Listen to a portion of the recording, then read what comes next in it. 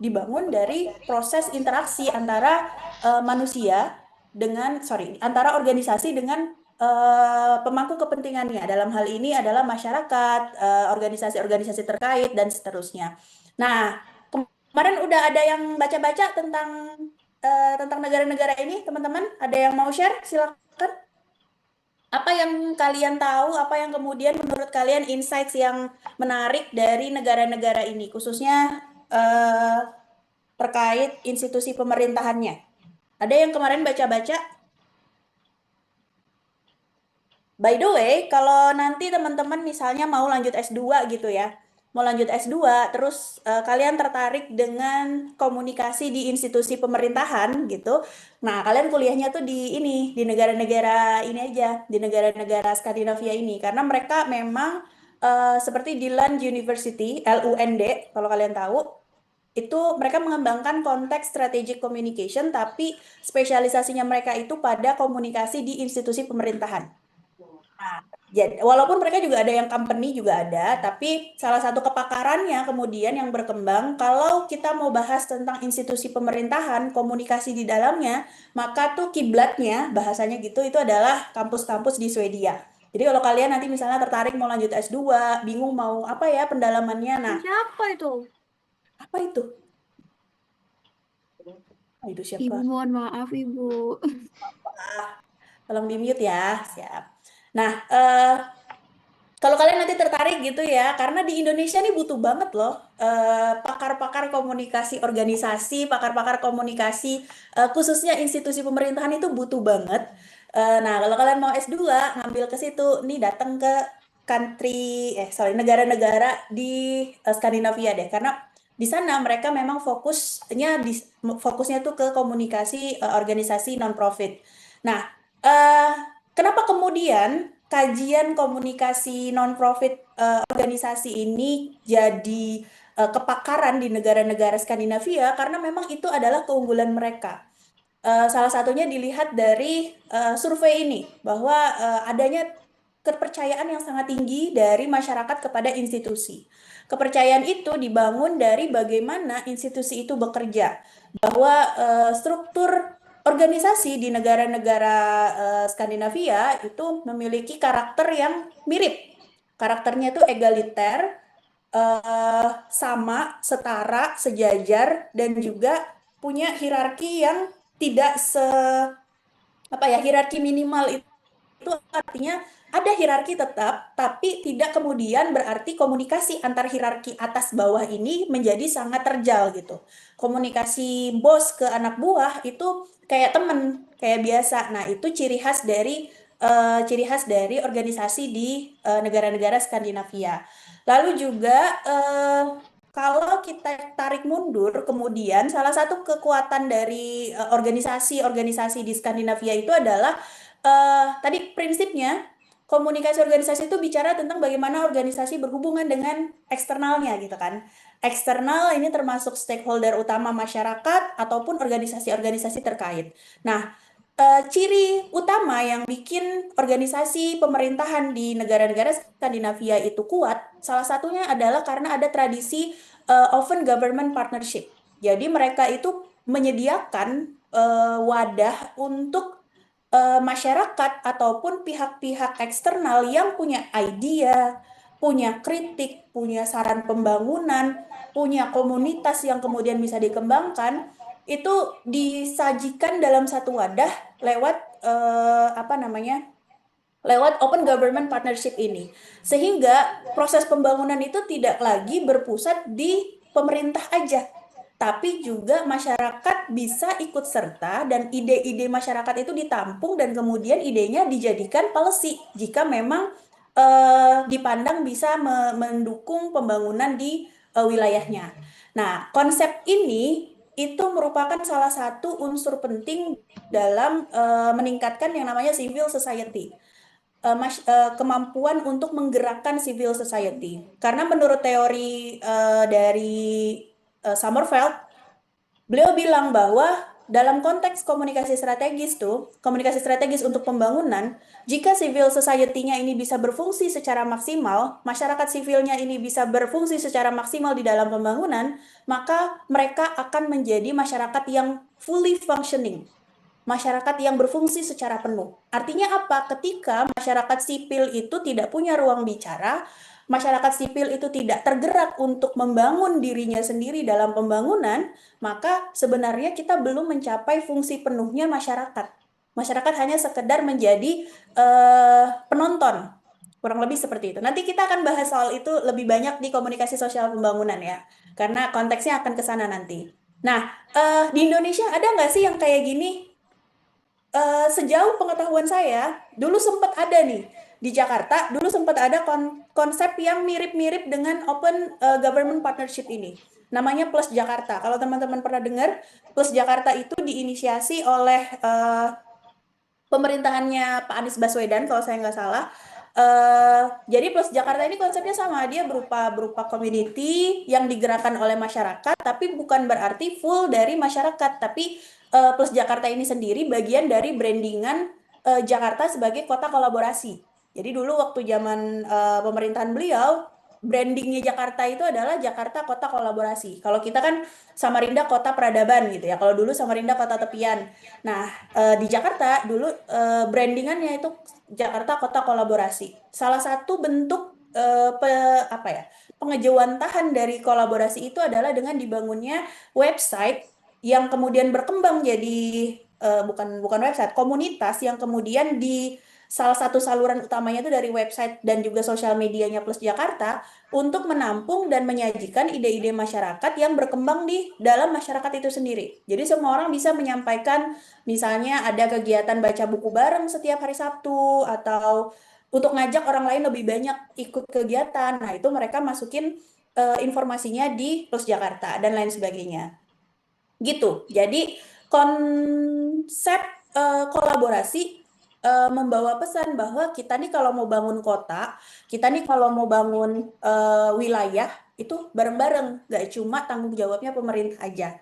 Nanti akan kita bahas mungkin sudah disinggung juga sama Pak Erwin ya di komunikasi sosial pembangunan, bahwa pembangunan itu tidak selalu top down, tapi juga ada yang arahnya dari bawah, dari masyarakat ke untuk mereka sendiri baliknya. Oke. Itu ciri khasnya. Nah, saya eh, kemudian coba lihat lagi bahwa negara-negara Skandinavia ini ternyata membangun sistem yang organisasi yang bagus itu nggak selalu dari udah bagus dari sononya, nggak juga, bahwa ternyata ada nilai-nilai masyarakat yang menyebabkan model komunikasi pemerintahan di negara-negara Skandinavia itu menjadi seperti saat ini. Ternyata ini berawal dari banyak nilai-nilai lah, values dari masyarakat, termasuk di dalamnya ada Nordic Model, ada aturan falsafah Janteloven, di mana intinya itu adalah egaliter tadi. Lalu juga dari sana kemudian terbangun bahwa organisasi itu dilihat dari kompetensinya dan juga integritasnya. Dan nilai-nilai kultural yang dibawa oleh masyarakat dari wilayah Skandinavia ini ditunjukkan lewat bagaimana cara mereka membangun sebuah organisasi. Karena organisasi balik lagi adalah kumpulan dari orang-orang di dalam sana dan relationship antara orang-orang tersebut, dan cara mereka berinteraksi satu sama lain itulah yang kemudian berkembang menjadi budaya di dalam sebuah organisasi. Makanya di sana itu, kalau ada teman saya yang kerja di sana, kalau jam weekend, di luar jam kerja deh, nggak usah weekend, di luar jam kerja ada email atau ada chat tentang pekerjaan, mereka berhak untuk tidak ngerespon. Kalau di sini ya, mungkin ada yang udah bekerja, udah tahu tuh, pernah malam-malam ditelepon sama pimpinan, tolong bikinkan konten ini ya, tolong bikinkan ini tuh. Nah, itu mau nggak mau harus tetap dikerjain. Tapi kalau di negara-negara Skandinavia, malu justru ketika harus menghubungi urusan pekerjaan di luar jam kerja. Jadi mereka tuh slow banget, teman-teman. Kalau cerita ya, cerita teman saya. Mereka itu slow. Jadi ketika masuk kerja, ya udah kerja. bekerja tapi juga bekerjanya nggak yang ambis gitu. Ketika waktunya ngopi mereka ngopi, makan siang mereka makan siang sambil ngobrol, masuk lagi kerja, besok jam 5 udah, jam 4 jam 5 udah pulang. Jadi hidup mereka bekerja itu bukan priority. Priority mereka adalah untuk hidup dan em, apa ya? Berkehidupan sebagai manusia bersama teman, bersama keluarga, bersama anak. Makanya jangan heran ketika bapak-bapak di sana itu tuh dorong-dorong stroller kayak gitu kan ya, yang kemarin ada heboh tuh. Apa sih namanya ya?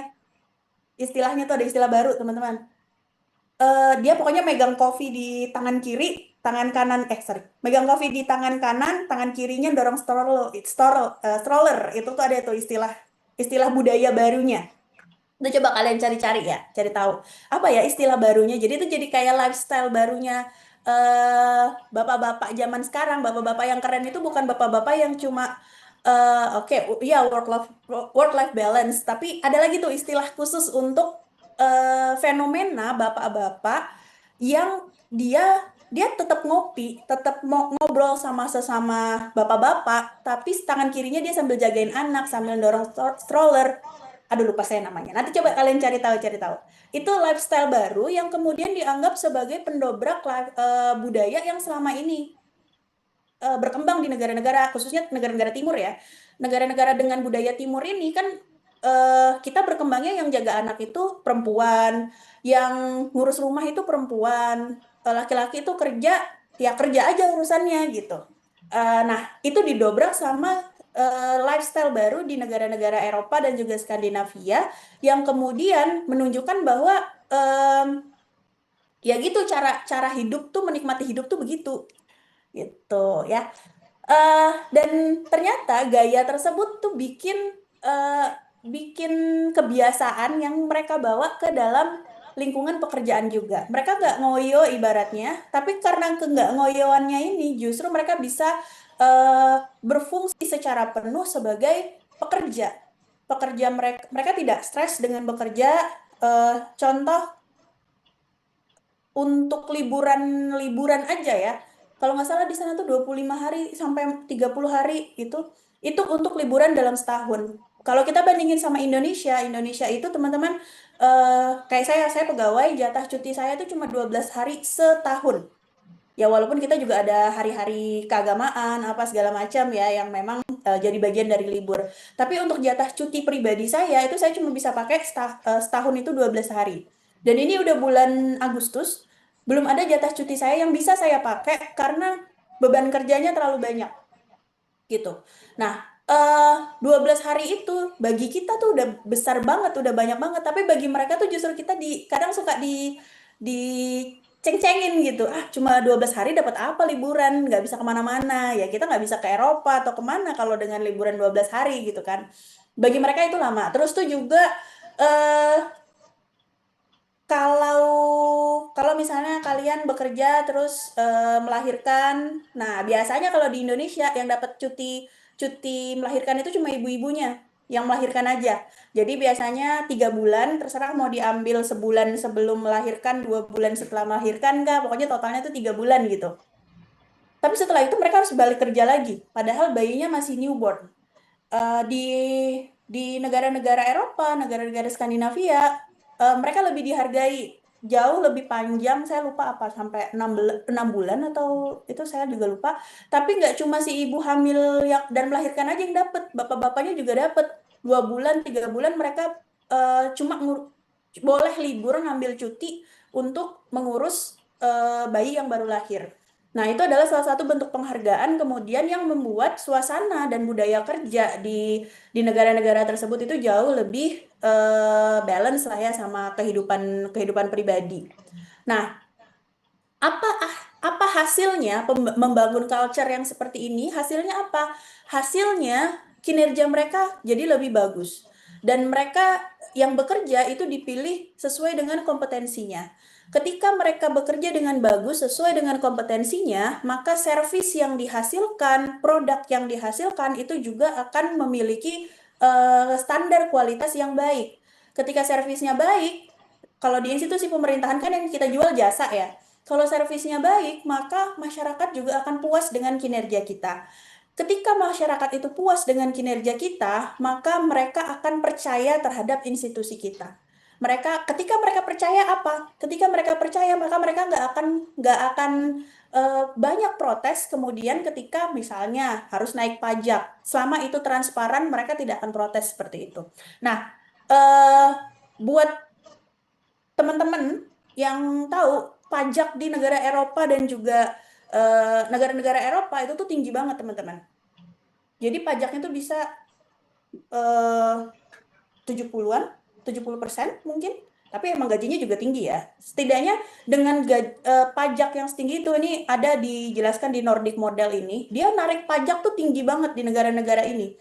Tapi setelah narik pajak, kemudian dia secara transparan dia jelasin uang pajaknya nih untuk ini, untuk ini, untuk ini. Dan masyarakat pun merasakan kalau sekolah nggak usah bayar apa-apa lagi. Di Eropa itu kalian bisa sekolah gratis dari beberapa, saya nggak tahu ya kalau di negara Skandinavia. Kayak di Jerman misalnya sampai kalian S1 tuh gratis. Kalian nggak bayar. Jadi dan kesehatan juga gratis dan lain sebagainya gratis. Sehingga masyarakat kemudian paham bahwa oh saya dipajakin tinggi, tapi saya bisa gratis apa aja nih, fasilitas umum bagus dan lain sebagainya. Ketika ini muncul, transparansi ini ada, lalu juga apa namanya? Transparansinya ada, keandalannya ada, keterlibatan publiknya muncul, budaya sosial dan egaliternya juga ada. Itu yang menyebabkan budaya kerja, kemudian budaya organisasi dan komunikasi organisasi di negara-negara Skandinavia maupun di Eropa itu dipandang sebagai siklus yang paling ideal dalam pengelolaan organisasi saat ini di dunia modern gitu. Dan resultnya apa? Negara-negara Skandinavia jadi negara-negara dengan indeks kebahagiaan tertinggi. Ya, gitulah. Tapi itu pembahasan lain, nanti kita bahas. Tapi yang bisa kita pelajari dari situ kurang lebih ya, teman-teman. Oke, nah, apa yang terjadi di negara-negara institusi di negara-negara Skandinavia ini sebenarnya lagi menunjukkan kepada kita satu konsep, satu teori yang saya yakin teman-teman sebenarnya sudah sering dengar.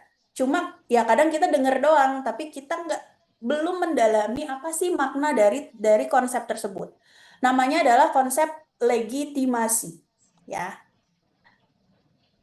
Oke, nah ini hubungan antara masyarakat dengan pemerintah tidak sekedar berdasarkan authority atau hukum, tapi lebih ke dalam fondasi yang dalam atas kepercayaan dan legitimasi. Ketika itu menjadi siklus yang terus terjadi, maka akan menciptakan bentuk legitimasi paling stabil dalam dunia modern. Oke, kita masuk sekarang ke pembahasan legitimasi, teman-teman. Legitimasi ini apa?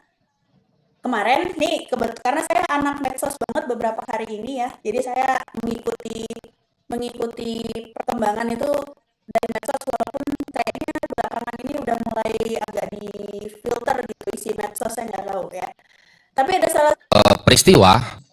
salah satu foto video yang kemudian menarik buat saya nih, coba kita dengerin ya. Peristiwa yang semakin menebalkan, yang semakin menunjukkan bahwa Polri telah kehilangan legitimasi konstitusionalnya. Polri telah kehilangan legitimasi yang seharusnya menjadi sumber bagi tindak tanduk polisi dan pemolisian. Hari ini kita diperlihatkan pada situasi di mana protes publik, aksi demonstrasi yang seharusnya dianggap sebagai bagian dari pelaksanaan hak asasi manusia, partisipasi publik dalam menjalankan pemerintahan, dan sebagai wujud upaya untuk mendorong perubahan-perubahan sosial ke arah yang lebih baik, justru direspon dengan sangat brutal, justru direspon dengan sangat represif. Dan lagi-lagi pelaku atau aktor utamanya adalah aparat keamanan, wabil khusus aparat kepolisian. Oke, Semoga terdengar ya tadi videonya dengan jelas. Jadi ini video yang saya ambil dari akun LBH Jakarta, Lembaga Bantuan Hukum di Jakarta. Yang menarik dari statement ini adalah bahwa ini juga menjadi concern saya pribadi sepanjang beberapa waktu belakangan. Kalau dari LBH Jakarta melihat legitimasi itu sebagai sesuatu yang sudah rusak nih gara-gara kejadian di tanggal 28 Agustus kemarin. Saya biasanya ngasih kodenya 2808. Kejadian 2808 ini membuat legitimasi lembaga, kalau di sini yang menjadi concern dari LBH Jakarta itu adalah Polri. Legitimasinya itu udah rusak, legitimasinya itu sudah tidak tidak ada lagi gitu bahkan sekarang. Nah, apa sih sebenarnya legitimasi dan kenapa legitimasi itu penting buat sebuah organisasi? Kita lihat secara teori dulu ya. Kalau konsepnya, menurut konsepnya, konsep yang paling populer tentang legitimasi itu dikeluarkan oleh satu tokoh namanya Sukman. Apa ya bacanya Sukman? Ya udah saya bacanya Sukman aja ya. Sukman ini menyatakan gini, definisinya legitimasi itu adalah eh, generalisasi dari persepsi bahwa tindakan-tindakan organisasi itu diinginkan sesuai dan eh, pantas di dalam norma-norma, nilai, beliefs, dan juga definisi-definisi yang diciptakan oleh sosial. Artinya apa? Legitimasi ini sebenarnya sebuah persepsi publik bahwa organisasi itu memiliki kepantasan. Pantas dalam hal apa? Pantas dalam hal eksis, pantas untuk eksis di dalam masyarakat. Jadi, dan ini organisasi itu tidak hanya bicara tentang organisasi yang bertujuan untuk profit, tapi juga organisasi apapun organisasinya. FISIP itu juga termasuk organisasi, dan FISIP juga harus punya legitimasi. Kalau FISIP melakukan hal-hal yang bertolak belakang dengan norma-norma sosial, nilai-nilai sosial, maka legitimasi FISIP untuk menjalankan fungsinya sebagai lembaga pendidikan itu juga bisa habis, bisa hilang. Dalam konteks video tadi yang di apa ya? Yang difokuskan itu adalah lembaga Polri. Kenapa? Karena kasus 2808 kemarin. Tapi sebenarnya kalau kita bicara legitimasi, legitimasi itu bukan hanya karena satu event terus hilang, tapi biasanya dia dalam bentuk akumulasi. Legitimasi sama reputasi itu beda ya teman-teman. Kalau teman-teman yang korporat nanti akan berbicara tentang reputasi. Reputasi itu sesuatu yang dipandang baik. Legitimasi tidak harus baik. Tidak harus baik yang kayak apa ya? Maksud saya tidak harus baik yang kemudian menjadikan kita sebagai pilihan utama. Kalau reputasi kan kurang lebih seperti itu. Tapi kalau dalam konteks organisasi, dalam konteks legitimasi, lebih ke Anda ini layak atau tidak nih ada di dalam masyarakat. Itu legitimasi. Dan dari teorinya Sukman, itu ada dua lensa untuk melihat ini. Ada lensa strategis, ada lensa institusional.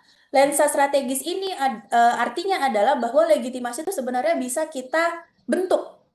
Legitimasi ini bisa kita arahkan. Caranya gimana? Kalau dalam perusahaan biasanya dia membentuk legitimasi dengan memberikan CSR misalnya.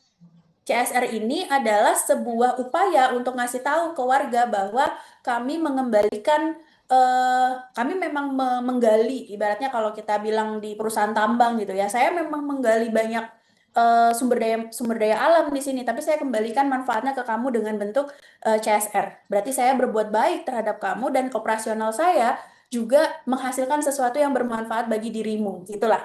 Nah, itu dalam ranah strategis. Biasanya kita melakukan melalui aktivitas komunikasi, simbol, maupun praktik-praktik yang bisa mempengaruhi stakeholder kita. Tapi ada juga legitimasi yang bersifat institusional. Lensanya, kenapa? Apa maksudnya institusional ini? Yang memang organisasi itu wajib ada dan bakal diterima apa adanya.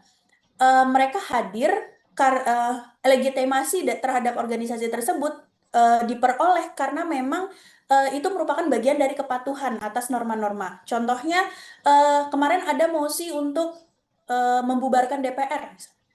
DPR itu bagian dari sistem pemerintahan kita. Membubarkan DPR bukan solusinya. Kenapa? Karena secara institusional mereka udah punya legitimasi bahwa mereka itu harus ada di dalam sistem kita.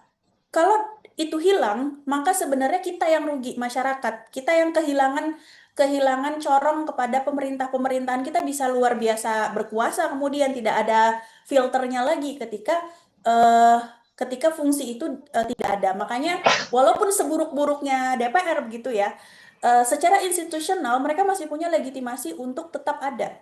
Makanya Pak Mahfud MD bahkan yang tokoh hukum gitu, beliau bilang ya harus tetap ada seburuk-buruknya DPR gitu, lebih ya tetap harus ada DPR gitu menurut beliau. Nah, itu maksudnya bahwa eh, ada organisasi yang memang dia harus ada sehingga dia secara nggak langsung dia langsung mendapatkan dia mendapatkan legitimasi tersebut.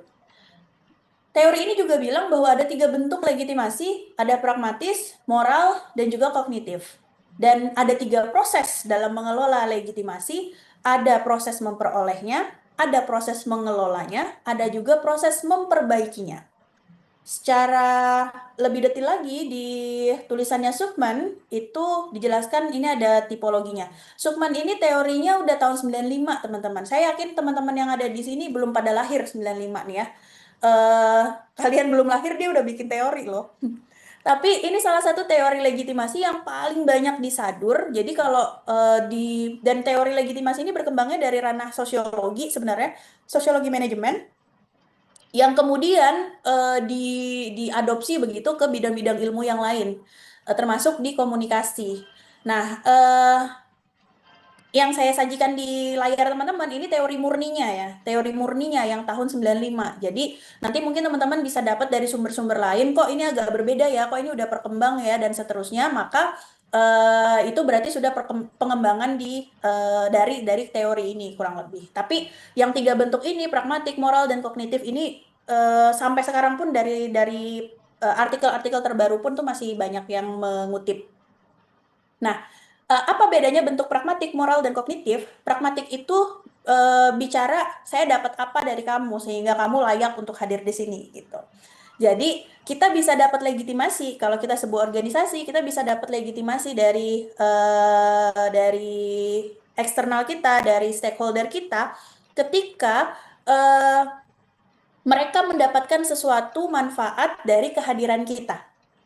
Contoh, kalau apa namanya ya?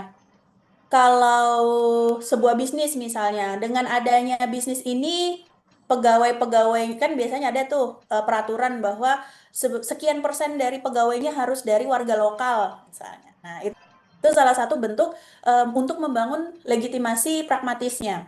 Karena warga lokal juga ikut menerima manfaat dari kehadirannya organisasi ini. Di sisi lain juga ada moral legitimasi. Legitimasi moral itu bicara bahwa sebuah organisasi itu sesuai dan patuh dengan nilai-nilai etis dan sosial. Meskipun bisa jadi kalau manfaat langsungnya nggak secara langsung ada, tapi misalnya eh, pasti teman-teman juga sering tuh ngeliat ada apa ya plang-plang CSR, buanglah sampah pada tempatnya atau bikin bikin apa tuh pot-pot bunga yang ada logo-logonya. Nah, secara nggak langsung sebenarnya kita ada tidak ada pot bunga di pinggir jalan juga tidak masalah sebenarnya. Tapi dengan keberadaan itu, secara moral mereka ngasih tahu bahwa kami menjaga kebersihan, kami juga ikut memperindah lingkungan dan seterusnya. Jadi itu adalah bentuk mereka untuk mendapatkan legitimasi moral bahwa mereka itu baik, mereka itu berniat baik, mereka itu sesuai dengan values yang ada di negara atau wilayah tersebut. Yang terakhir ada cognitive legitimacy. Nah, cognitive legitimacy ini yang tadi sebenarnya lebih ke sifatnya taken for granted gitu. Jadi kita percaya karena negara tidak atau masyarakat nggak bisa membayangkan kalau nggak ada dia. Tadi yang saya contohkan dengan MPR, sorry DPR. DPR itu udah ada di dalam struktur pemerintahan kita, struktur demokrasi kita. Dia adalah salah satu pilarnya nih. Dia sama sejajar dengan keberadaan presiden. Nah, ketika itu tidak ada, maka sebenarnya yang rugi itu adalah kita. Kita sudah punya pandangan itu sehingga eh, kita menerima mereka apa adanya, bahasa gitu kan, taken for granted. Kita menerima mereka apa adanya. Nah, ketiga bentuk ini kemudian coba kita kaitkan dengan apa yang baru saja terjadi. Apa yang baru terjadi? Kalau di Kaltim gratis tapi SK berlaku. Hah? Apa ini? Oh, sekolah tadi ya. Sekolah gratis tapi SK berlaku. Ya, itu. eh nah, coba kita lihat dari perspektif dua kasus terakhir nih ya. Ini karena supaya lebih relate sama teman-teman. Kita punya dua kasus, 2808 dan juga kasus joget yang memantik kemudian. Kalau saya, ini yang kemudian bikin gemes sebenarnya. Ketika pernyataan-pernyataan pemerintah itu terfokus pada dua kasus ini saja. Kalau kalian perhatiin ya, nanti saya akan ajak kalian untuk mengkritisi komunikasi pemerintah soal ini. Tapi kalau teman-teman merhatiin, saya dari kemarin tuh gemes karena pemerintah ini statementnya berfokus pada dua ini saja. Padahal inti masalahnya tuh bukan cuma dua ini aja, gitu kan ya? Ini akumulasi panjang gitu. Nah, eh, kalau kita lihat dari dua kasus ini, sebenarnya ada legitimasi yang rusak dari kedua institusi kita saat ini. Dari sisi kepolisian, bentuk legitimasi yang rusak adalah legitimasi moral dan juga pragmatisnya. Begitu pula dengan DPR, moral dan pragmatisnya juga rusak. Kalau kita bicara kognitif, maka dua-duanya ini kita anggap perlu gitu. Keberadaan mereka itu perlu dan untuk polisi juga, kalau nggak ada polisi siapa yang jagain kita misalnya. DPR tadi, kalau nggak ada DPR, siapa yang akan menyuarakan aspirasi kita, begitu kan? Sehingga dari sisi kognitif, sebenarnya dua-duanya ini masih masih kuat, karena sudah menjadi bagian dari sistem negara kita. Tapi kalau dari sisi moral dan dari sisi pragmatisnya, maka saya bisa bilang sudah sangat-sangat tergerus begitu legitimasinya. Kenapa? Kalau masalah 2808 misalnya kita lihat dari situ, kasus yang kemarin membuat eh, institusi ini dipandang itu berlawanan dengan etika dan standar normatif untuk melindungi rakyat sipil. Mereka harusnya ngelindungin, malah mereka ya gitu, malah kemudian bertindak sewenang-wenang. Harusnya mereka bisa menjamin keselamatan, malah menjadi penyebab dari bahaya. Jadi secara moral dan pragmatisnya juga sudah tidak sesuai.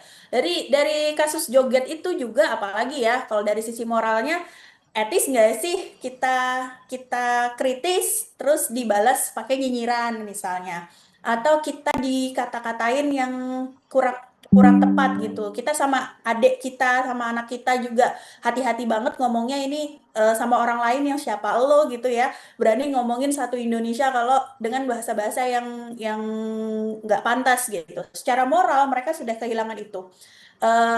Pragmatisnya bahwa masyarakat melihat kinerjanya mereka nih ngapain sih? Manfaat buat kita apa? Ya kan?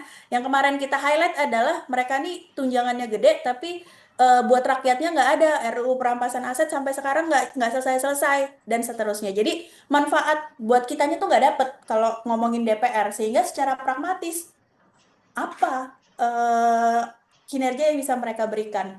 Nah, kedua kasus ini sebenarnya sedang membuat kedua institusi ini berada dalam repair mode. Kalau dari ini ya, dari tabel strategi legitimasi yang dikeluarkan oleh Sukman, bahwa ketika kita sudah kehilangan kemudian secara moral, secara pragmatis kita sudah kehilangan, maka sebenarnya kita tuh berada di klasifikasi repair. Kita tuh harus memperbaiki. Kalau teman-teman menjadi bagian dari kedua institusi ini, maka teman-teman harus paham bahwa situasi saat ini, posisinya kalian itu berada pada posisi yang harus memperbaiki legitimasi kalian. Kenapa? Jika tidak dilakukan, maka kemudian jangan diharapkan ada muncul kepercayaan publik.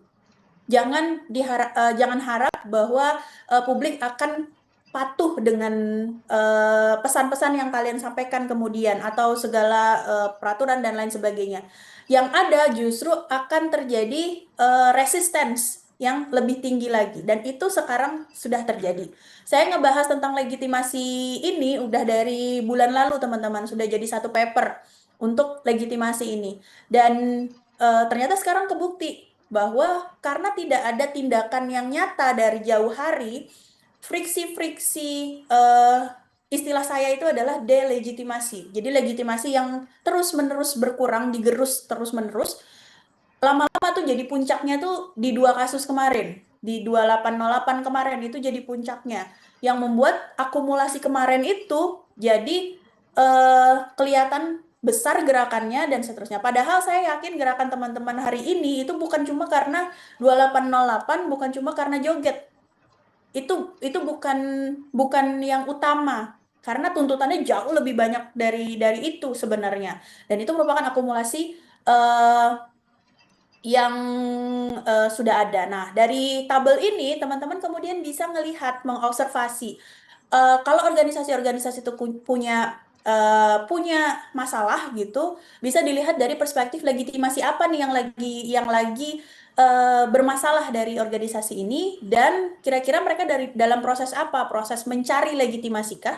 Proses mengelolanya kah? Atau proses memperbaiki legitimasi tersebut? Ini mirip nanti mungkin di Advance PR saya akan lebih lanjut lagi ngebahas tentang teori krisis ya. Nanti kurang lebih mirip-mirip seperti ini juga, bagaimana caranya kita menyusun strategi ketika menghadapi krisis.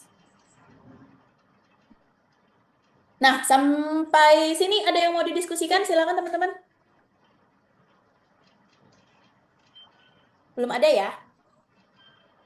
Oke, kalau belum ada kita masuk ke eh, kajian legitimasi dari perspektif komunikasi. Nah, tadi saya jelasin di awal ya bahwa legitimasi ini ruhnya itu bukan teori murni dari komunikasi, tapi berkembangnya di teori sosiologi dan juga teori manajemen, dan kemudian lebih berkembang lagi di kajian organisasi sebenarnya, teori organisasi. Namun perspektif komunikasi banyak kemudian menarik atau menggunakan teori legitimasi sebagai dasar untuk kajian-kajian komunikasi. Misalnya di pembahasan CSR, atau sekarang lebih dikenal juga dengan ESG, Environmental, Social, and Governance, dalam pengelolaan tanggung jawab sosial perusahaan. Tuh, nah itu banyak tuh menggunakan teori-teori legitimasi di sana. Lalu juga kajian yang membahas tentang wacana, kekuasaan. Ini yang kemarin saya lakukan, yang saya cerita bikin paper tentang One Piece. Nah, saya menggunakan konteks legitimasi untuk membahas wacana apa yang dibangun sama masyarakat, dan bagaimana mosi kuasa itu diperdebatkan di dalam ruang-ruang publik. Itu ngomonginnya di kajian discourse, power, dan legitimacy.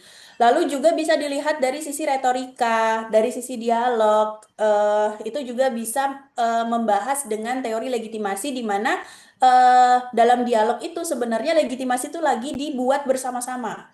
Jadi dibangun bersama-sama. Legitimasi itu tidak dipandang sebagai sesuatu yang pasif. Artinya kalau saya ngasih A, kalian pasti akan nerima A, belum tentu. Tapi kalian bisa jadi akan memberikan feedback kepada saya, yang kemudian ini terjadi pertukaran makna, dan dari sanalah baru akan dikonteskan nih, akan dikonteskan tuh apa ya? Dipertarungkan legitimasi itu. Dapat nggak legitimasi organisasinya? Kalau tidak terjadi dialog di sana, maka legitimasinya tidak akan muncul. Nah, ini menarik nih kemarin. eh Nanti aja deh saya bahas itu di slide selanjutnya, karena ada yang khusus ngebahas itu. Eh, Stream yang lain itu juga ada di crisis communication. Nah, tadi yang saya cerita bahwa kalau kita ngomongin komunikasi krisis, maka pakai teori legitimasi itu relate dengan itu. Makanya nih ada teori SCCT, itu teori khas dari komunikasi, khususnya komunikasi krisis, yang kemudian bisa relevan berkembang dengan perspektif legitimasi juga. Terakhir, stream yang paling anyar begitu adalah tentang public engagement dan juga civil legitimacy. Ini yang tadi saya cerita, frameworknya, ada tokoh namanya Sommerfeld. Dia bilang dia mengaitkan kajian komunikasi strategis dan juga public relations dengan masyarakat sipil. Jadi bagaimana publik itu menerima informasi, terlibat di dalam kegiatan-kegiatan pembangunan yang kemudian bisa memunculkan atau menghasilkan legitimasi masyarakat sipil. Jadi kalau ditanya bagaimana kita bisa membahas komunikasi organisasi dari perspektif teori legitimasi, maka sebenarnya kita bisa ngebahas dari banyak banget aspek, teman-teman. Ini semua kajian yang bisa kita bangun dari perspektif komunikasi organisasi. Makanya kalau ditanya kita bisa belajar apa, kita bisa dapat dapat kajian penelitian apa ya dari mata kuliah ini, ternyata banyak banget tuh yang bisa kita kaitkan ke sana. Ini kurang lebih teori-teori yang berkembang. Nanti kalian baca saja untuk masing-masing streamnya, tapi tidak terbatas di sini ya. Ini beberapa teori yang saya ingat begitu. Jadi kalau teman-teman mau mengkaji, misalnya saya mau mengkaji krisis komunikasi, berarti nanti pakai teori SCT-nya Combs. Terus juga saya mau bahas tentang civil society, berarti bisa tuh pakai kerangka kerangka dialogisnya Sommerfeld atau teori dialogis yang kemarin udah kita pelajari di mata kuliah teknik PR, itu juga bisa. Gitu ya. Ini sekedar ini aja buat teman-teman. Nah, ada yang nonton video ini nggak kemarin? Ini baru banget kemarin deh rasanya kalau nggak salah ya, sore-sore deh. Saya nonton 1 jam setelah ini dirilis. Ada yang nonton nggak kemarin, teman-teman? Nonton Bu, nonton. Ah, gimana pendapat kalian? Yang nonton gimana pendapat kalian tentang videonya? Kayak pahlawan kesiangan Bu. Pahlawan kesiangan. Oke. Ada lagi pandangan lain yang punya komentar tentang videonya? Ada? Yang udah nonton? Secara ini aja, secara ya apa ya, komentar komunikasinya gitu. Ada nggak? Gimana? Apa yang disampaikan? Ada yang Mungkin agak kurang sejalan gimana, dulu sama gimana Nurdin? kondisi sekarang. Apa? Pernyataan presiden itu agak cek-cek kedengarannya ya. Sudah? Apa? Eh, Mungkin pernyataan presiden itu kayak nggak sejalan itu sama kondisi sekarang gitu loh, Bu. Kondisi sekarang tuh apa-apa medianya udah pada dibongkar semua kan, jadi kayak kurang transparan, jadi kayak malah bikin kita semua tuh kayak ngerasa ini presiden ada main-main juga nih, ternyata nggak cuma DPR doang gitu. Gitu sih, Benar-benar. Bu. Nggak sejalan ya sama yang terjadi saat ini gitu ya. Kemarin habis nonton ini saya langsung bikin status tuh. Nggak puas dengan pernyataan presiden gitu. Kenapa saya nggak puas? Nanti coba teman-teman nonton ya. Ini kajian komunikasi yang sangat relevan dengan apa yang kita bahas hari ini. Jadi presiden itu adalah pimpinan tertinggi pemerintahan. Seharusnya presiden, dengan munculnya presiden itu bisa meredam kemudian setidaknya meredam asumsi-asumsi publik. Kenapa? Karena ketika sebuah organisasi punya legitimasi yang kuat, maka mereka itu organisasi ini akan dipandang dipercaya, terpercaya. Contoh nih ya, ini tapi saya pandangan orang luar, saya nggak tahu apakah memang demikian ataukah berbeda. Kemarin beberapa waktu lalu juga ada Sultan Hamengkubuwono ke-10, 11 atau 10, mohon maaf. Jadi Sultan Jogja gitu, yang juga beliau adalah gubernur Jogja. Ketika pertama kali demo, malam hari jam 1 malam mereka langsung datang, beliau datang ke lokasi demo dan menemuin para masyarakat yang demo. Langkah yang beliau lakukan itu adalah dan kemudian saya coba ngebandingin gitu bagaimana respon masyarakat terhadap kedatangan beliau di situasi tersebut, rata-rata positif. Tapi yang saya lihat gesturnya adalah bahwa pemerintah tertinggi ini mendengar rakyat ketika satu situasi udah mulai terlihat tidak kondusif, tidak datang. Ini kan udah beberapa hari ya demonya. Kalau kemarin itu kayaknya di hari pertama yang rame deh. Tuh datang, dan ketika beliau datangnya bersama masyarakat dan menyampaikan pesan-pesan seperti itu. Nah, di sini legitimasi beliau sebagai pemimpin Jogja tidak hanya Provinsi Jogja, tapi juga Kesultanan Jogja, itu masih mendapatkan kepercayaan yang tinggi dari masyarakat di sana. Masyarakat itu masih punya buktinya ketika beliau datang, masyarakat itu buka jalan, mempersilahkan, terus mendengarkan apa kata beliau, dan habis itu pulang. Habis setelah itu mereka pulang, tidak ada anarkis dan seterusnya ya. Eh, Setidaknya secara komunikasi publiknya, beliau menunjukkan peran sebagai center yang kemudian bisa didengar oleh rakyatnya. Itu adalah hasil dari tingginya legitimasi Kesultanan Jogja di mata masyarakat Jogja dulu deh. Masyarakat Jogja yang memang apa ya bahasanya tuh ya nurut sama raja begitu. Nah, tapi yang konteks Indonesia ini berbeda. Dari video ini, eh, kalau saya pribadi melihatnya, legitimasi itu udah nggak ada.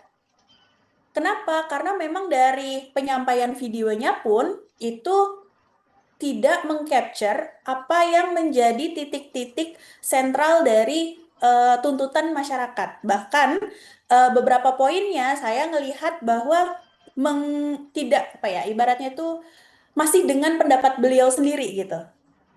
Dalam poin seperti ini, misalnya kemarin itu pertama yang saya lihat dari statementnya beliau adalah beliau fokus kepada dua kasus 2808 dan DPR. Itu aja yang beliau fokuskan di sana, sehingga solusi yang beliau tawarkan DPR tidak dapat tunjangan, 2808 akan ditindak gitu. Itu aja solusinya. Apakah itu memuaskan rakyat yang sudah demo besar? Demo besar terjadi tidak hanya karena dua ini saja, tapi solusi yang beliau tawarkan hanya dua ini saja. Terus juga beliau meng-highlight bahwa apalagi ya waktu itu, ini adalah masa kebangkitan kita. Nah, gitu. Kita lagi ada di simpang kebangkitan. Beliau masih mengeluarkan narasi kebangkitan itu, artinya apa? Artinya beliau menganggap bahwa tuntutan-tuntutan kita, keresahan masyarakat seperti kenaikan pajak dan lain sebagainya itu bukan sebuah masalah. Ekonomi sulit, PHK di mana-mana, itu dianggap itu tidak relevan gitu. Karena seperti yang beliau juga narasi yang selalu beliau bawa adalah Indonesia sedang menuju kebangkitan dan seterusnya dan seterusnya dan seterusnya. Sehingga suara rakyat nih tidak di-capture dengan baik sama naskah pidatonya ya. Saya nggak tahu dengan beliau tersendiri. Naskah pidatonya tidak meng-capture itu. Hal lain juga, misalnya beliau meng-highlight tentang makar dan juga terorisme. Arahnya udah ke sana tuh, narasinya digiring ke arah situ. Padahal itu keluar dari konteks masalah yang dibawa. Eh, Mungkin kalau menurut saya, kalau saya penasehatnya beliau ya, saya tidak akan mengarahkan ke sana. Karena itu menunjukkan bahwa fokusnya beliau ini pada makarnya, pada terorismenya, bukan pada apa yang jadi tuntutan dari masyarakat. Tuh. Nah, ini dalam kajian makro pun kita melihat itu tidak respectful untuk tuntutan masyarakat. Tapi ada satu poin yang saya highlight dari sekitar 13 menit lah video ini ya. Satu poin yang di-highlight itu adalah akan dibuka ruang-ruang dialog. Nah, ini kan janji manis ya, saya nggak tahu apakah benar akan terjadi, tapi jika memang dilakukan, maka ruang dialog ini kita harus lihat secara bagaimana nanti implementasinya, dialog yang seperti apa yang dijanjikan, setelah dialog itu juga akan menghasilkan apa, itu juga menjadi pertanyaan. Walaupun ya masih banyak dugaan-dugaan, tapi eh, ketika opsi dialog itu disampaikan, maka gimana realnya? Walaupun sebenarnya itu bukan solusi yang diharapkan. Yang saya harapin sebenarnya ya, dari beberapa hari ini saya lagi nunggu pejabat mana yang bakal mundur. Tapi ternyata sampai sekarang belum ada yang mundur. Nggak tahu ya, kenapa gitu ya. Susah banget tuh untuk ninggalin jabatan mereka gitu. Kesel deh. Ya, jadi intinya itu. Cuma di sini kita melihat secara ini ya teman-teman, melihat dari perspektif komunikasi saja. Nanti silakan teman-teman nonton atau teman-teman baca naskah yang disampaikan beliau. Itu poin-poin yang saya tangkap. Sisanya itu adalah janji manis saja. Dan juga retorika menurut saya, sehingga dalam hal, nah Ini yang kemudian kalau dalam sisi perspektif legitimasi kemudian apa yang disampaikan beliau ini tidak mampu bertahan dan tidak mampu dijadikan senjata untuk kondisi kita yang sedang dalam kondisi memperbaiki legitimasi itu. Kalau dalam kondisi kita lagi mempertahankan legitimasi, janji-janji manis itu masih oke. Tapi dalam kondisi kita lagi rusak nih legitimasinya, kita harus memperbaiki itu, maka janji itu jangan di ini lagi. Seharusnya ada langkah-langkah. Oke, satu saya akan begini, satu gini, tiga begini, ada misalnya 10 langkah pembenahan pemerintahan misalnya gitu.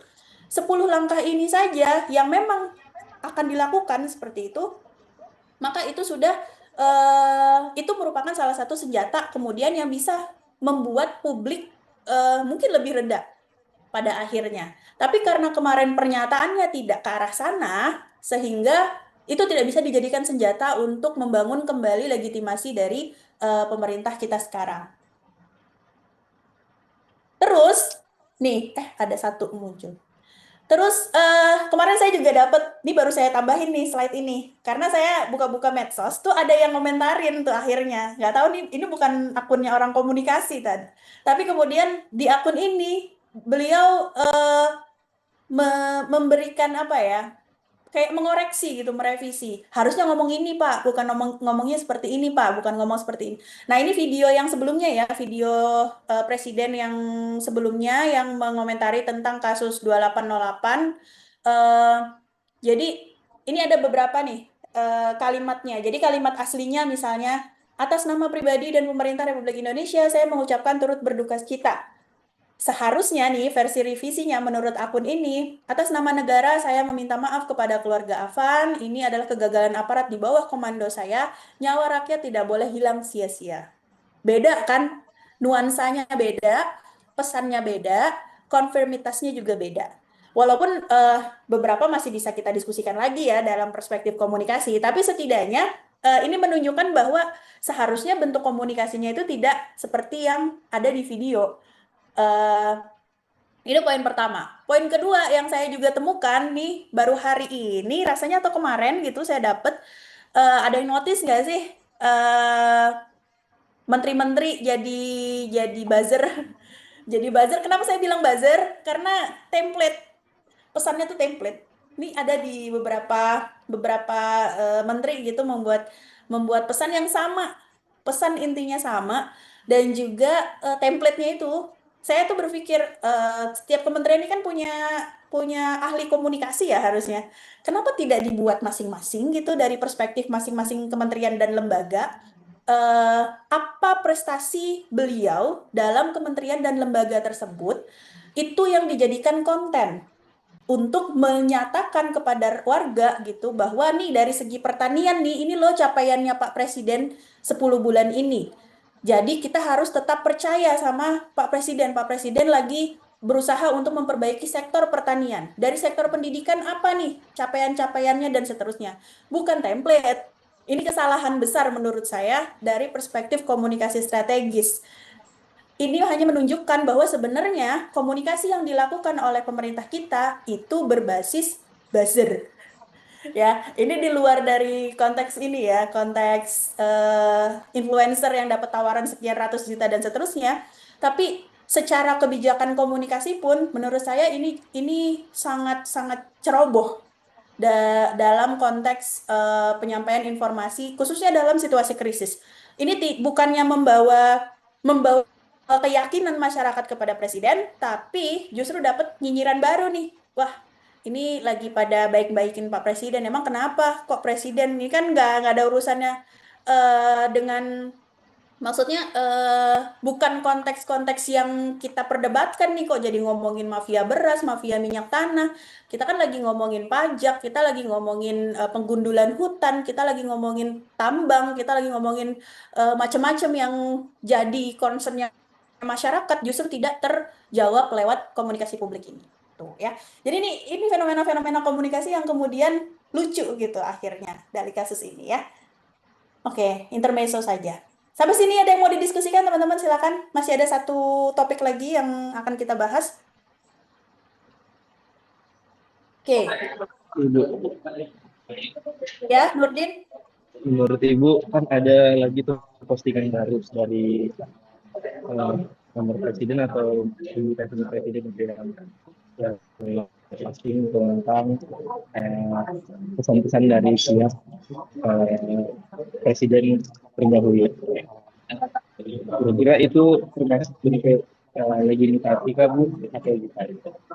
Pesan-pesan apa? Kurang jelas, Nurdin. Dia pesan-pesan itu tentang Indonesia lah. Indonesia itu harus benar harus begitu gitulah. Ada tadi pagi saya nonton.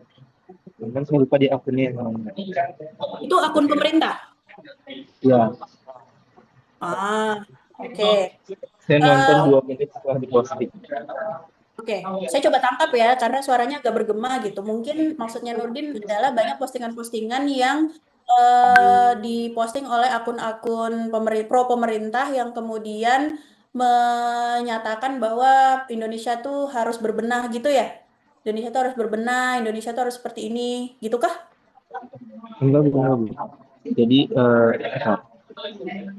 jadi kemarin tadi saya tuh ada lihat postingannya postingan Apa itu isinya? Coba lihat.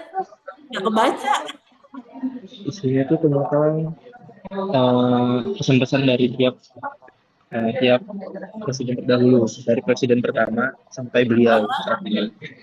Nah, kira-kira Oh, apakah itu bentuk limitasi juga atau bagaimana? oke, oke, oke. Dari presiden-presiden gitu ya, endorsing testimoni gitu ya. Eh, Pada prinsipnya yang saya lihat mungkin karena saya belum lihat postingannya, tapi kalau itu berasal dari presiden-presiden yang terdahulu, mungkin itu adalah salah satu upaya untuk menstabilkan situasi yang mulai chaos lagi. Karena kejadian 98 itu jadi drama terburuk bangsa kita gitu ya. Sehingga ini dijaga jangan sampai ke arah sana. Sehingga tokoh-tokoh negara itu semuanya turun tangan, ikut membantu dan memberikan penegasan bahwa eh, ayo dong percaya lagi. Bisa kok ini pemerintahannya Pak Prabowo sekarang tuh masih masih di jalur yang benar kok gitu. Kurang lebih testimoninya seperti itu. Kalau dibilang apakah itu bagian dari untuk memperkuat atau memperbaiki legitimasi, ya tentu saja. Jadi itu upaya untuk mengembalikan kepercayaan publik begitu kan terhadap pemerintahan yang mengelola sekarang. Tapi apakah itu menjadi senjata yang kuat? Menurut saya tidak. Karena presiden yang dulu ya urusannya udah dulu. Sekarang yang dilihat masyarakat itu adalah bagaimana performa pemerintahan dan pengelola yang sekarang. Zaman dulu, zaman Presiden Pak SBY, Pak Jokowi, dari zaman Ibu Megawati, semuanya tuh juga sempat mengalami di demo, ya kan? Kalau teman-teman ingat di zamannya Pak SBY itu ditulisin ada tuh sapi gitu ya. Di sapi itu ditulisin namanya Pak SBY dan seterusnya. Ngeri itu cara demonya zaman dulu. Semuanya juga di demo. Tapi eh, pada masa itu memang beda mungkin dengan sekarang. Dari berbagai faktor ya, saya tidak bisa melihat cuma dari satu sisi saja. Bisa jadi juga ada kepentingan-kepentingan lain yang ditanamkan di sini. Saya nggak ngerti soal itu. Tapi setidaknya yang warga masyarakat membuat warga atau masyarakat marah sampai sejauh ini itu adalah bagaimana 10 bulan terakhir kebijakan-kebijakan yang ditawarkan oleh pengelola negara sekarang itu tampak sekali tidak pro rakyat gitu. Tidak pro rakyat dalam beberapa aspek yang kemudian eh ya kita nggak tahu nih mau dibawa kemana sih arah ini. Pekan lalu kan saya bilang ya saya masih ya berusaha husnuzon lah. Siapa tahu 1 tahun ini memang lagi beres-beres aja gitu. Ya, saya masih husnuzon sampai sekarang. Namun tetap aja husnuzon saya tidak berarti tidak ada rasa kesel juga gitu. Kemarin hal yang paling bikin saya kesel adalah saya baru tahu kalau pajaknya DPR itu dibayarin sama negara. Kesel sekali tuh saya. Kita pajak PPh ya, jadi setiap nanti kalau teman-teman bekerja, teman-teman punya nomor pokok wajib pajak NPWP, setiap kegiatan teman-teman yang menghasilkan duit itu akan dipotong PPh. PPh-nya kalau teman-teman punya pajak, punya NPWP itu kalau nggak salah 2% kah? Kalau nggak salah. Dari semua kegiatan, misalnya saya nih, saya jadi pembicara di mana gitu, dapat honor, itu harus dipotong pajak. Saya gajian tiap bulan harus potong pajak. Nah, itu penghasilan saya, itu dipotong pajak. penghasilannya DPR itu dibayarin pajaknya sama pemerintah. Nah, itu tuh yang paling bikin saya kesel salah satunya. Jadi itu kan udah ranahnya personal ya, ranahnya udah masuk ke tadi ngomongin pragmatis, manfaatnya apa buat saya? Saya nggak dapat manfaat dari pajak, mungkin saya ngerasain jalan, tapi juga selain itu apa dong? BPJS juga saya bayar sendiri, beras juga bayar sendiri. Jadi manfaat itu tidak saya rasakan secara langsung, tidak transparan nih uang pajak larinya kemana. Sehingga kepercayaan saya sebagai warga negara kepada yang running sekarang nih, pemerintah yang running sekarang itu eh, belum kuat, ditambah lagi kasus-kasus kemarin.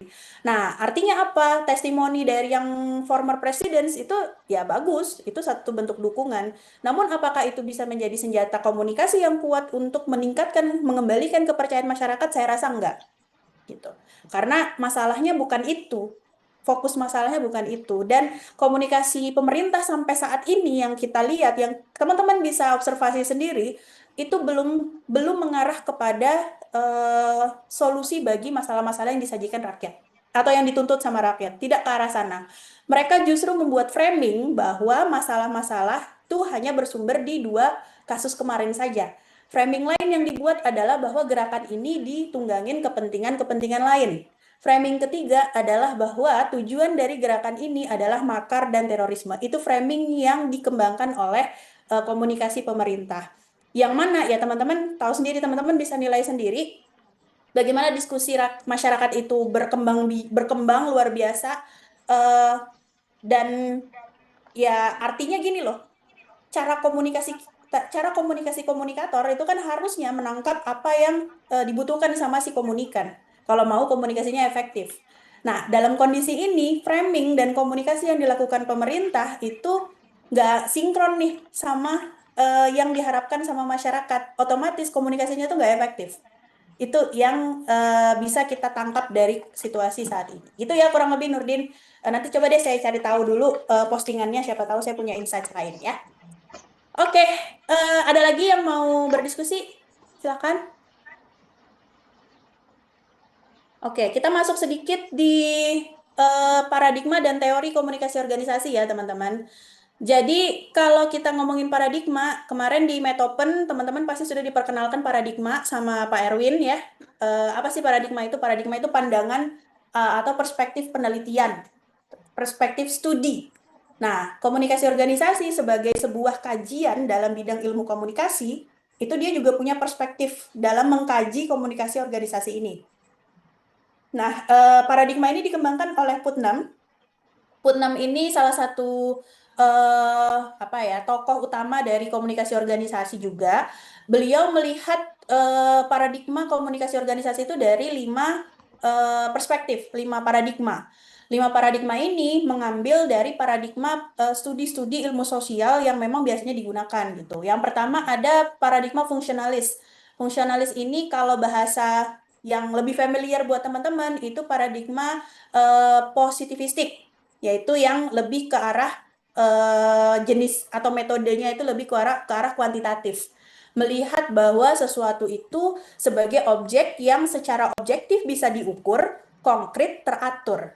Komunikasi organisasi itu dilihat seperti itu. Sesuatu yang bisa diukur, sesuatu yang objektif, sesuatu yang bisa kita lihat alirannya. Kalau dalam konteks komunikasi. Sehingga fokusnya fungsionalis itu akan melihat transmisi, pemrosesan informasi, bentuknya, komunikasi dari atas ke bawah, dari bawah ke samping, horizontal, vertikal, dan lain sebagainya.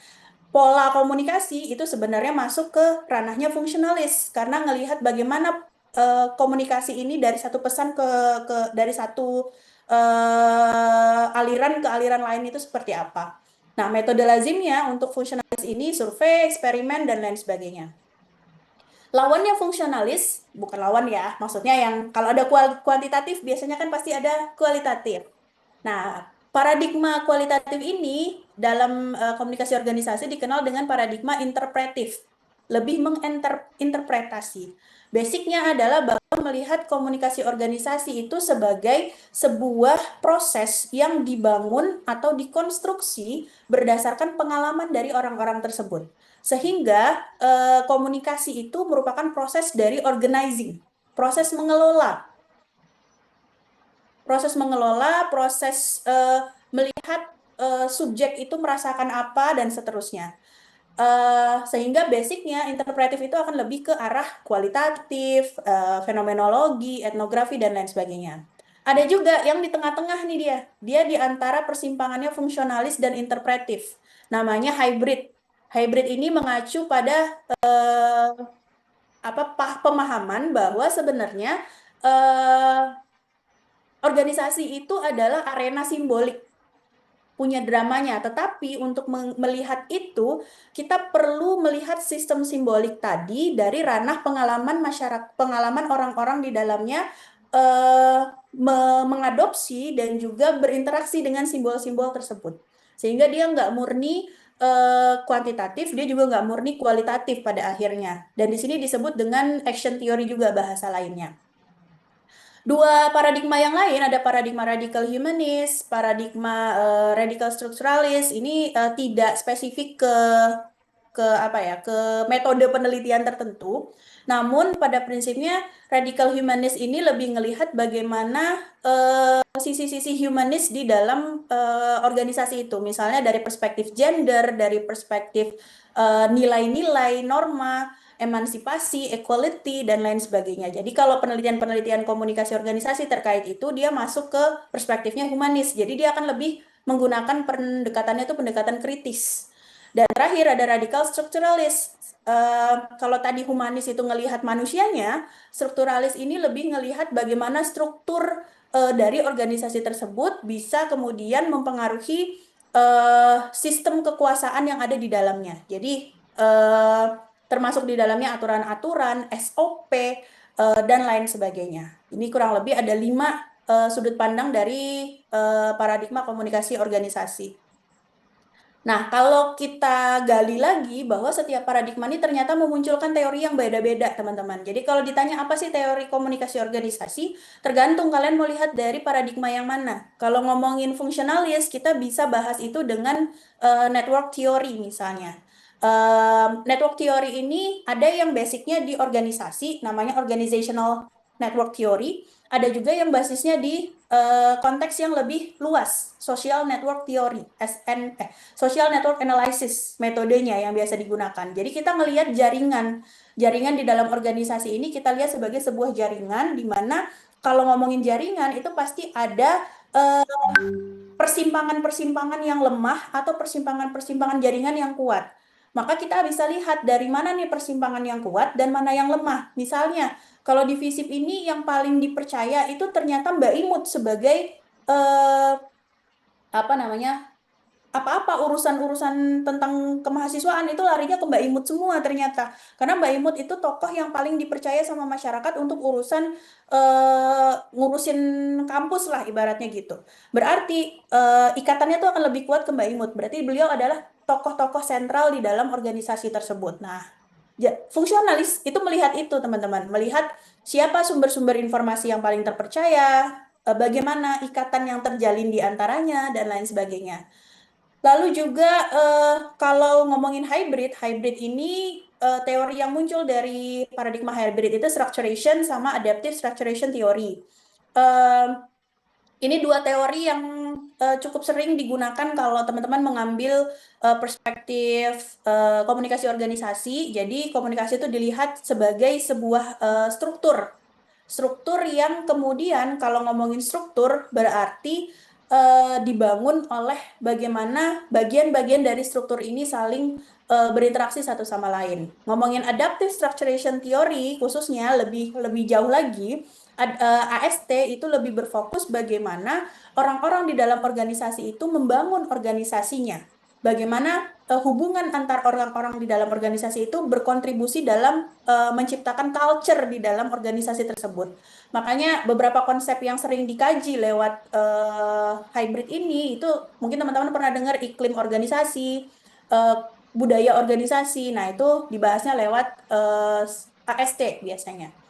Lalu kalau interpretif ada dua teori yang cukup populer yaitu teori sense making dan juga teori CCO.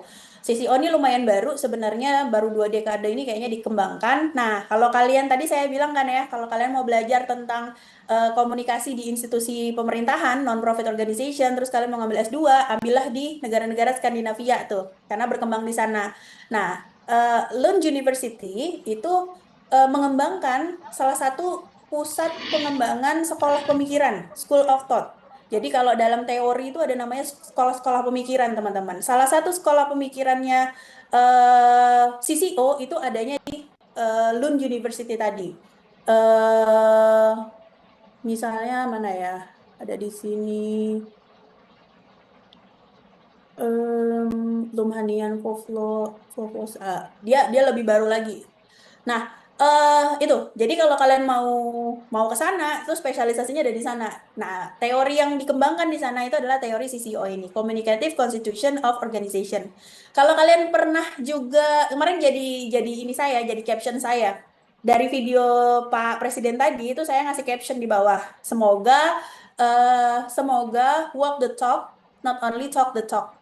Itu sebenarnya eh, statement yang dikemukakan oleh former presiden kita yang kemudian jadi meme gitu ya. Nah, konsep itu juga dibahas di CCO. Jadi bagaimana apa yang kita ucapkan itu dilakukan, direalisasikan, jadi dimaterialisasikan. Artinya kalau kita punya visi jadi kampus internasional, maka itu harus dimaterialisasikan ke dalam SOP kita, ke dalam visi kita, ke dalam struktur organisasi kita. Itu harus dimaterialisasikan dan bagaimana materialisasi itu dijalankan dengan aksi-aksi. Nah, itu konsisten nggak sih antara ini? Nah, itu dibahasnya di Communicative Constitution of Organization. Kalau sense making lebih bicara tentang interpretasi dari narasi, realitas, identitas, dan juga keberlanjutan dari organisasi. Kurang lebih. Ini jadi saya perkenalin aja, nanti tinggal teman-teman gunakan ketika memang sesuai dengan kajian yang teman-teman butuhkan. Kalau radical humanist sama radical structuralist ini emang termasuk yang tidak terlalu banyak ya teori-teori yang muncul dari sini, tapi kurang lebih kalau di Indonesia memang kurang berkembang kalau masalah ini, lebih berkembangnya di negara-negara Amerika, di negara Amerika, sorry, karena kenapa? Di sana biasanya tuh masalah-masalah feminism, masalah black and white, apa ya namanya?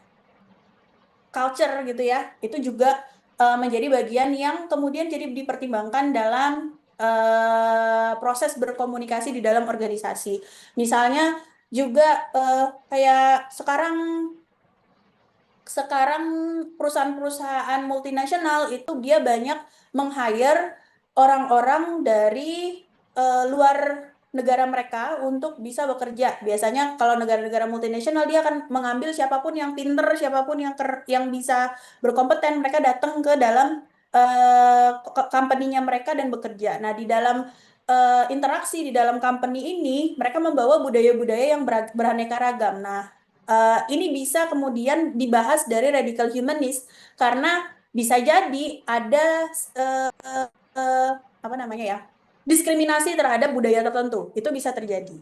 Misalnya orang Asia itu dipandang lebih ya warna lah, orang-orang berwarna itu masih dipandang lebih rendah daripada orang-orang kulit putih.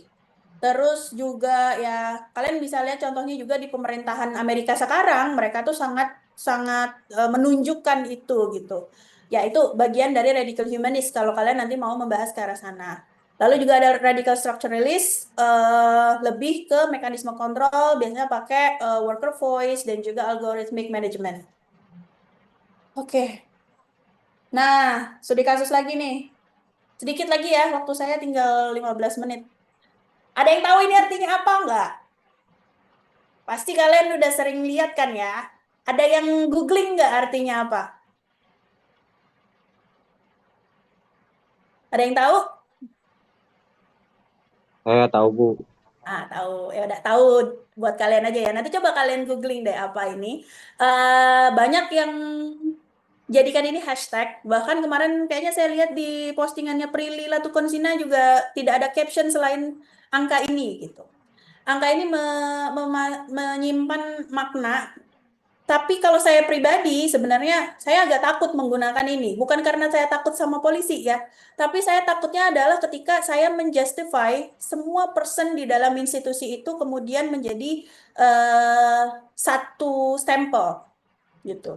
Kenapa? Karena kalau kita orang komunikasi, kita paham bahwa kita belajar bahwa setiap individu itu pasti memiliki nilai-nilai pribadi dan kemudian dia akan bernegosiasi dengan nilai-nilai eksternal yang dia terima. Mana nilai yang baik dia akan ikutin, tapi mana nilai yang buruk dia pasti akan jauhin ketika itu bertolak belakang dengan nilai-nilai pribadi yang udah dia bawa. Itu kan proses psikologi komunikasi yang kita bahas kemarin.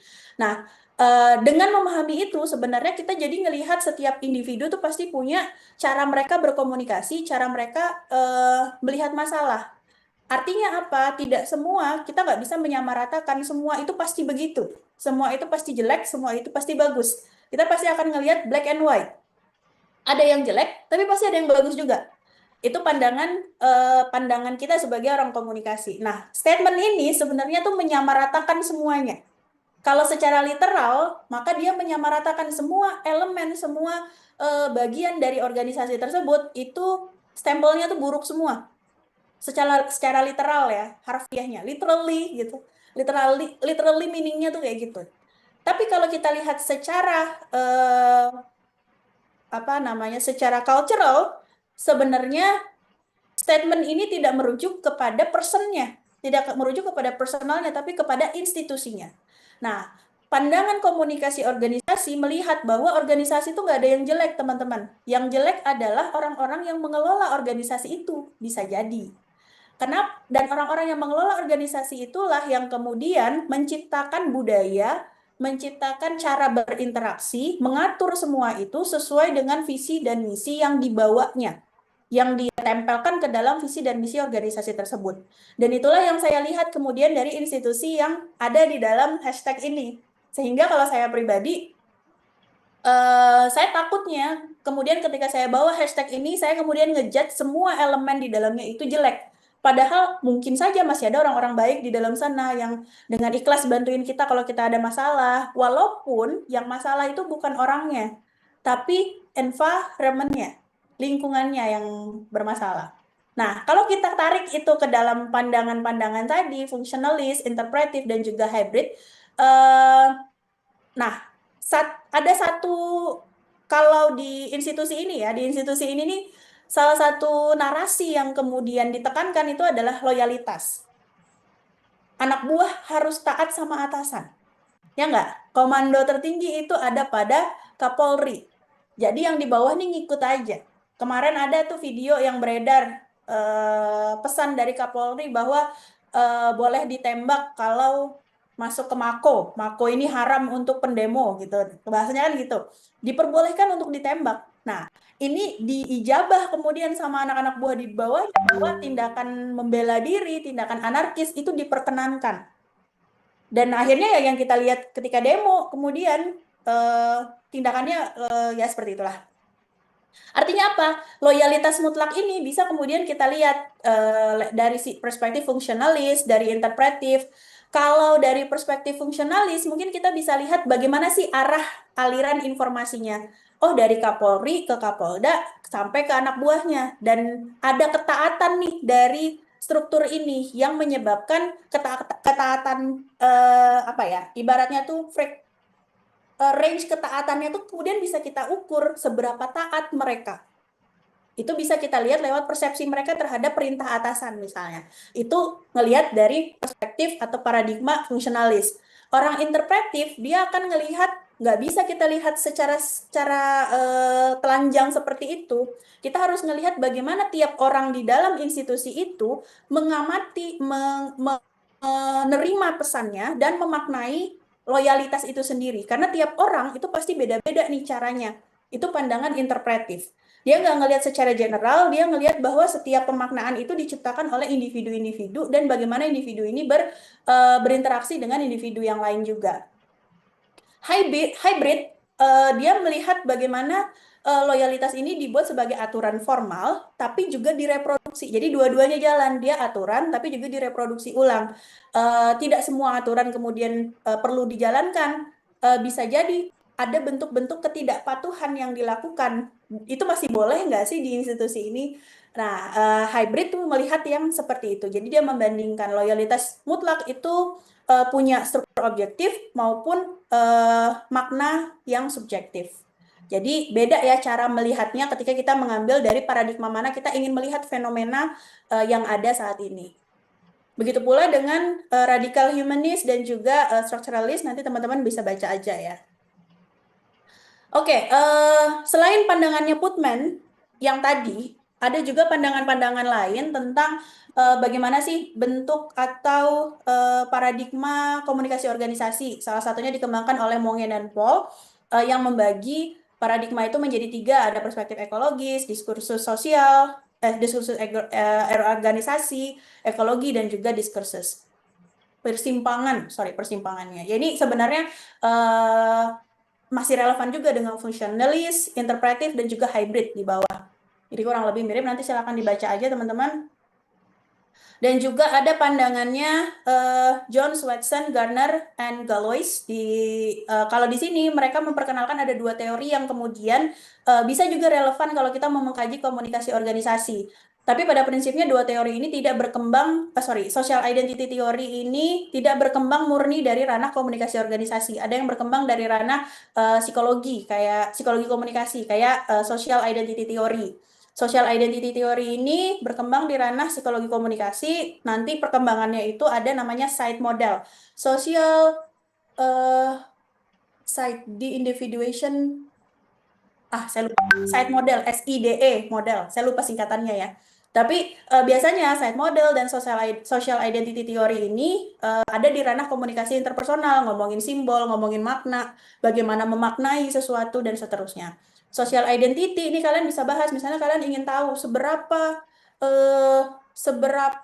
bangganya seseorang memakai seragam dan bagaimana seragam itu mempengaruhi mereka dalam bersikap. Itu kan menarik ya sebenarnya. Cuma selama ini nggak pernah ada yang berani untuk ngebahas itu gitu. Jadi itu bisa dibahas dengan social identity theory. Bagaimana identitas sosial itu mempengaruhi cara dia berkomunikasi dengan orang lain, itu bisa. Communication accommodation theory juga bicara tentang pertukaran informasi, bahwa komunikasi itu bukan sekedar pertukaran informasi, tapi juga strategi untuk mengelola identitas, kedekatan, dan juga kekuasaan tadi. Bahkan nanti dibaca lebih lanjut. Nah ini juga terkait iklim organisasi yang tadi udah saya singgung ya, bahwa iklim organisasi, iklim komunikasi itu terkait. Nanti silakan teman-teman baca saja di sini. Dan ini juga bisa menjadi konteks atau fokus penelitian kalau teman-teman nanti mau mengkaji tentang komunikasi organisasi lebih lanjut.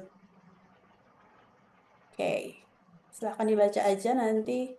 Oke, ini referensinya kalau mau baca lebih lanjut silahkan ya. Tapi saya yakin kalian juga males sih baca ini, ngapain juga baca satu persatu gitu ya, udahlah. Sampai sini ada yang mau didiskusikan teman-teman, silakan.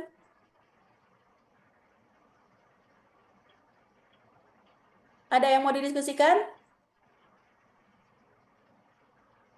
Aman ya?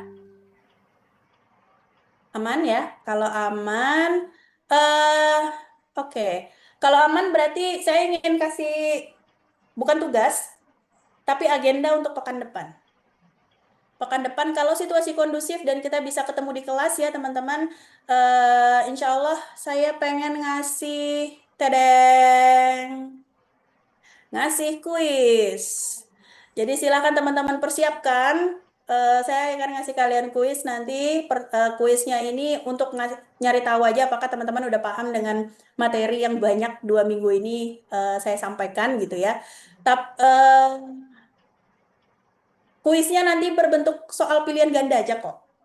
Pilihan ganda cuma 24 soal dan ada 1 uraian singkat saja. Dan nanti silahkan teman-teman pelajarin materi 2 dan materi 3. Kayaknya materi 2 belum saya upload ya. Nantilah bareng-bareng ini saya upload ya materi 2 dan materi 3. Belajarnya dari situ aja. Ada yang berbentuk hafalan, misalnya teori apa yang tergabung di dalam fungsionalis misalnya. Nah, itu tinggal teori apa tuh. Terus maupun penalaran, artinya kalau penalaran itu misalnya saya kasih kalian kasus, saya minta kalian menanggapi sesuai dengan kasus tersebut. Yang pasti adalah tidak lepas dari materi 2 dan 3 yang saya sampaikan. Gitu.